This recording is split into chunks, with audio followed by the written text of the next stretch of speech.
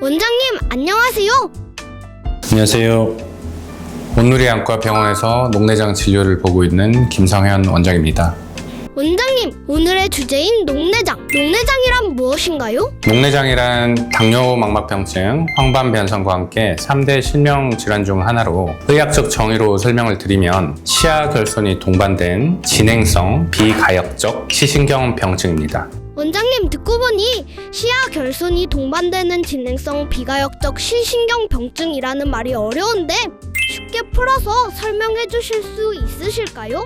네, 일단 풀어서 처음부터 설명드리면 시야 결손이라는 부분에 대해서 설명을 드리겠습니다. 예를 들어 보시면 횡단보도 신호를 기다리던 중에 친구가 맞은편에 나타납니다. 그럼 우리가 맞은편에 있는 친구한테 인사를 하겠죠. 친구를 보는 와중에 친구 주변이 느껴지게 됩니다. 친구를 보고 분명히 인사하고 있는데 친구 주변에 지나가는 차들도 느껴지고 하늘도 느껴지고 땅도 느껴지고 이걸 시야라고 합니다. 이 시야가 느껴지는 거는 이 주변에서 빛을 느낄 수 있는 능력이 있다는 거죠. 이 시야 결손이 생긴다는 거는 이 주변에서 빛을 느끼는 능력이 점점 없어진다는 것이고, 녹내장 때문에 시야 결손이 생기면 주변부가 점점 흐려지면서 어두워지는 걸 뜻해요. 그 진행성이란 뜻은 이제 시간이 지날수록 점점 악화된다는 뜻이고, 비가역적이라는 것은 한번 나빠지면 좋아지지 않는다는 뜻입니다. 그래서 비가역적인 특성 때문에 한번 나빠지면 좋아지지 않기 때문에 녹내장은 빨리 진단을 해서 치료를 받아서 병이 더 나빠지는 것을 막아주는 것이 가장 중요하다고 할 수 있습니다. 원장님, 그렇다면 녹내장이 발생하는 이유는 무엇이 있나요? 네, 녹내장이 어떻게 생기는지에 대해서 제가 설명을 드릴게요. 좀 비유를 들어 설명드리자면 우리 컴퓨터를 비유를 들어서 설명을 드릴게요. 컴퓨터 모니터랑 본체랑 컴퓨터를 이어주는 전선이 있겠죠. 모니터랑 본체랑 이어주는 전선. 눈도 마찬가지로 눈과 머리를 이어주는 전선이 있습니다. 그 전선을 시신경이라고 해요. 그 시신경 속에는 시야에 대한 정보를 담고 있는 수많은 전선들이 포함돼서 지나가고 있습니다. 그 전선을 마치 국수 다발처럼 생각을 하시면 돼요. 근데 그 국수 다발이 눈에서 빠져나갈 때 그 국수 다발이 통과되는 채판이 있다고 생각하시면 됩니다. 그 국수가 통과할 수 있도록 구멍이 송송송송 뚫려 있는 채판이 통과돼서 눈 밖으로 전선이 나간다고 보시면 되죠. 그 채판을 우리가 사상판이라고 얘기를 합니다. 이 안압이 오르게 되면 이 채판이 뒤쪽으로 밀리게 되면서 그 국수가 통과되는 구멍에 변형이 생깁니다. 동그랗게 국수가 통과될 수 있는 구멍이 찌그러지고 비틀리게 되면 통과되는 국수가 눌리게 되겠죠. 그럼 이제 그 신경이 소실이 되고 죽게 됩니다. 그게 녹내장이 생기는 주요 병인 기전입니다.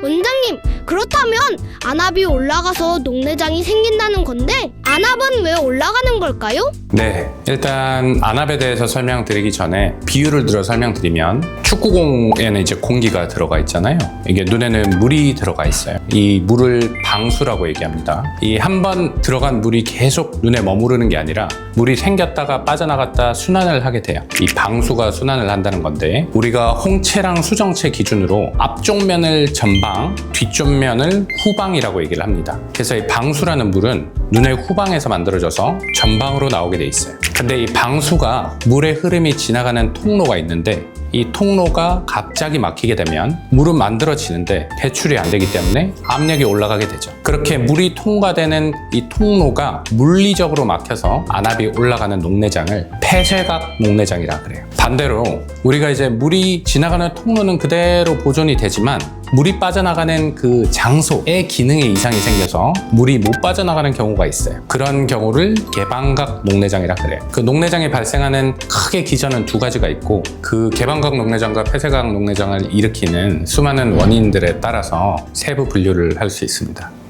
원장님, 그렇다면 정상 안압을 가진 분들은 녹내장 발생 가능성이 없는 걸까요? 환자분들이 이제 가장 많이 접하고 진료실에서 물어보는 말씀이 제 안압이 얼마인가에 대해서 여쭤보세요. 그럼 예를 들어 안압이 15입니다. 그러면 이제 제 안압이 정상 아닌가요? 뭐가 문제인가요? 이렇게 얘기를 하죠. 흔히 환자분들이 요즘 10에서 21 혹은 20 정도라고 이제 얘기를 많이 하시는데 그 수치는 사실 통계적인 수치일 뿐입니다. 녹내장이 없는 정상 사람들에 대한 안압 분포에 대한 의미입니다. 이 안압에서 녹내장이 생기지 않는다는 의미가 아니라는 거죠. 사실 안압이 높을수록 녹내장이 생길 위험성이 높아지는 건 맞지만 사람마다 녹내장이 생기는 안압은 차이가 있습니다. 이 녹내장이 생기는 안압을 우리가 기저안압이라고 하는데 이 기저안압은 사람마다 다르다는 거죠. 아까 제가 말씀드린 그 국수가 빠져나가는 채판, 그 사상판이 변형되는 그 안압은 어떤 사람은 높은 안압에서 사상판이 변형이 되지가 않고 어떤 사람은 비교적 낮은 안압에서도 사상판이 변형이 되고 그 안압에 대한 차이는 사람마다 다르기 때문에요. 정상 안압이라고 안심할 수가 없고 더군다나 우리나라에서는 흔히 통계적으로 말하는 정상 안압 범위에서 생기는 녹내장의 비율이 굉장히 높습니다. 그래서 안압으로 녹내장이 생긴다, 생기지 않는다 판단하시면 안 됩니다. 원장님, 안압 이외의 다른 원인에 의해 녹내장이 생기거나 악화할 수 있는 요인들은 없나요? 네, 대표적인 원인으로 혈류 장애가 있죠. 시신경도 이제 산소나 영양분 공급을 받기 때문에 시신경 주변으로 공급되는 미세 혈류에 장애가 생기면 신경에 손상이 될 수가 있고 이로 인해 녹내장이 진행할 수가 있습니다. 그래서 평소에 손발이 좀 차거나 편두통이 있거나 혈압이 지나치게 낮은 사람 이런 분들은 이제 말초혈관에 혈류 장애가 있을 수 있기 때문에 녹내장에 대해서 유심히 봐야 됩니다. 원장님, 녹내장 치료는 어떻게 하나요?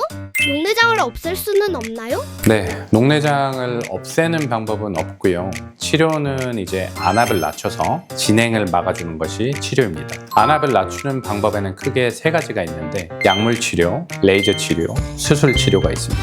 이 약물 치료가 녹내장 치료 중에 가장 대표적인 치료인데 방수 생성을 억제하는 약이나 방수 배출을 도와주는 약 이렇게 크게 두 부류로 나눕니다. 약제마다 이제 부작용도 다르고 특성도 다르기 때문에 개개인 상황과 특성에 맞게 이제 약제를 선택해서 잘 사용해야 됩니다. 레이저 치료는 녹내장 발생 기전에 따라서 폐쇄각 녹내장에서는 레이저 홍채 절개술, 개방각 녹내장에서는 보통 레이저 섬유주 성형술을 시행을 하고요. 전체적으로 또 레이저 섬무체 광응고술이라는 레이저 치료가 있습니다. 레이저 치료는 환자마다 치료 효과가 다르고 재치료가 필요한 경우가 있기 때문에 1차 치료로 고려한다기보다는 약물 부작용이 있거나 약물 치료에 반응이 없는 경우에 고려해서 사용하도록 합니다. 수술 치료는 안압을 하강시키는 가장 확실한 방법입니다. 약물 치료로 안압 하강에 실패한 경우뿐 아니라 안압을 보다 적극적으로 하강시켜야 될 필요가 있을 경우에 수술 치료를 고려합니다. 수술로는 섬유주 절제술, 아메드관 삽입술이 있고 최근에 최소 침습 녹내장 수술, 밉스나 믹스가 있습니다. 각 수술마다 효과나 부작용, 고려해야 될 상황들이 다르기 때문에 환자에 맞게 적절한 수술 방법을 선택해야 합니다. 원장님, 그동안 많은 녹내장 환자분들의 진료를 보셨을 텐데 어떤 부분이 가장 안타까우셨나요? 제가 가장 안타까운 부분은 환자들이 본인의 병을 느끼지 못한다는 겁니다. 안압이 올라도 환자가 느끼지 못합니다. 대부분 환자분들은 안압이 오르면 충혈이 생기고 통증이 생기고 머리가 아프고 구토가 생기는 등 증상이 생긴다고 알고 있지만 대부분의 녹내장 경우는 그렇지 않습니다. 앞에 말씀드린 그런 불편한 증상들은 폐쇄각 녹내장으로 안압이 급격하게 상승하는 경우만 그런 증상들이 생기고 대부분 녹내장의 경우는 안압이 스멀스멀 오르지만 증상이 없습니다. 증상이 없는 와중에 신경은 계속 손상이 된다는 거죠. 그래서 환자가 증상을 못 느끼기 때문에 병원에 늦게 오고요. 심지어는 병원을 통해서 녹내장 경과 관찰하는 환자들도 증상을 못 느끼는 경우가 많습니다. 아까 제가 말씀드린 시야 결손의 경우에 한쪽 눈에만 녹내장이 있는 경우에는 사람이 양쪽 눈을 뜨고 생활하기 때문에 한쪽 눈 시야가 상대적으로 흐리고 어둡다고 하더라도 양쪽 눈을 뜨면 생활하는 데 문제가 없습니다. 그래서 환자는 못 느끼게 되고 못 느끼는 동안 치료 관리가 소홀하게 되고 그래서 병이 커져서 병원에 내원하는 경우가 많습니다. 그래서 그런 부분들이 가장 안타깝고요. 그 본인 병을 인지하고 이해를 하는 것이 가장 중요하다고 생각을 합니다.